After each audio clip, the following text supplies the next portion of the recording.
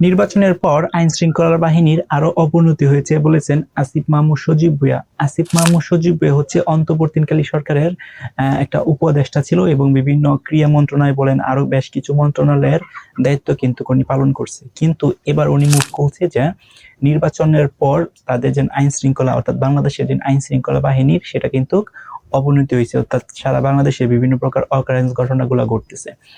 এখন অন্তর্বর্তীকালীন সরকার যে সময় ছিল তখন কি আইন শৃঙ্খলা বাহিনী কেমন ছিল আপনারা কমেন্ট করে জানান।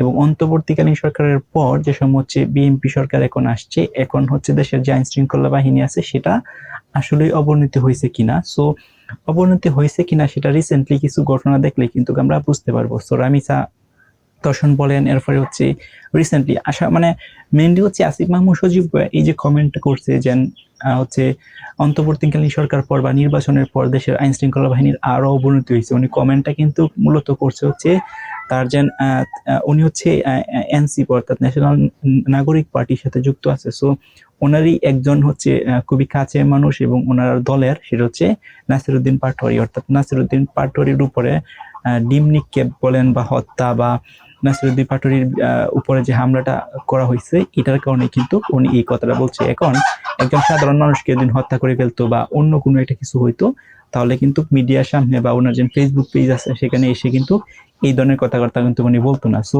উনি এটা বলছে কারণ হচ্ছে তার যে নাসিরউদ্দিন মিন্টু নাসিরউদ্দিন পাটোয়ারির যে একটা হামলা হয়েছে এটার কারণে কিন্তু বিভিন্ন প্রকার যে কথাবার্তা সেগুলো কিন্তু বলতেছে। কারণ আসিফ মাহমুদ সজীব ভুঁইয়া বলেন, সারজিৎ আলম বলেন, হাসনাত আব্দুল্লাহ বলেন, সবাই কিন্তু প্রতিবাদ জানাচ্ছে অর্থাৎ নাসিরউদ্দিন পাটোয়ারির উপরে কেন আক্রমণটা হয়েছে, অর্থাৎ জুম্মার নামাজ পড়তে গেছিল সেখানে ছাত্রলীগ বলেন বা সামহাও যে হয় যে নাসিরউদ্দিন পাটোয়ারির উপরে যে হামলাটা চালানো হয়েছে সেটা হচ্ছে আনএক্সপেক্টেড একটা ঘটনা। এবং আসিফ মাহমুদ সজীব ভুঁইয়া হচ্ছে তার যে ব্রেন থেকে বলতেছে যে এটা হচ্ছে একটা অন্যায় হয়েছে। হ্যাঁ, এটা অন্যায় হয়েছে কারণ একটা সাধারণ মানুষের উপরে কেন শুধু শুধু আক্রমণ করবে বা কোনো ডিম নিক্ষেপ করবে, এটা অন্যায় হয়েছে, ঠিক আছে। কিন্তু আপনি চিন্তা করে দেখেন এখন যদি একজন সাধারণ মানুষ মারা যেত বা অন্য কোনো জায়গায় অন্য কোনো একটা অকারেন্স ঘটতো তাহলে কিন্তু এই সামান্য যে বিষয়গুলো আছে এটার জন্য কিন্তু নাসিরউদ্দিন পাটোয়ারি হচ্ছে নাসিরউদ্দিন পাটোয়ারিও কিন্তু ওনার যে কথাবার্তা আছে উনিও কিন্তু বলতেছে যে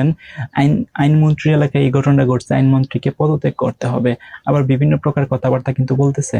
আবার কালকে দেখলাম হচ্ছে পানি সম্পদ মন্ত্রী বলতেছে যে নাসিরউদ্দিন পাটোয়ারির কথার মধ্যে শালীনতা নেই। সো বিভিন্ন জন বিভিন্ন ধরনের কমেন্ট করতেছে, কিন্তু আসিফ মাহমুদ সজীব ভুঁইয়া বলেন, সারজিৎ আলম বলেন, হাসনাত আব্দুল্লাহ বলেন, সো বাংলাদেশের অন্য কোনো কারণ অন্য কোনো মানে হচ্ছে স্থানে বা অন্য কোনো একটা অকারেন্স দিন ঘটতো তাহলে ওনারা এখন যেভাবে বলতেছে লাইভে আইসা ফেসবুকে লাইভে আইসা ফেসবুকে স্ট্যাটাস দিয়া বা বিভিন্ন জায়গায় যেভাবে কমেন্ট গুলো করতেছে যে আইন শৃঙ্খলার বাহিনীর অবনতি হয়েছে, এই হয়েছে সেই হয়েছে, কিন্তু সাধারণ মানুষের যদি এরকম কোনো একটা কিছু হইতো তাহলে হচ্ছে তারা কিন্তু এভাবে ব্যাপকভাবে এসে কিন্তু মিডিয়ার সামনে কথা বলতো না। সো ওনারা নিজের লোকদের কাছে এদিকে এরকম একটা আক্রমণ চালানো হয়েছে বা ক্ষতিগ্রস্ত হয়েছে বলে আপনারা যাই বলেন না কেন, এটার কারণে কিন্তু তারা সবার সামনে এইটার একটা প্রতিবাদ জানাচ্ছে।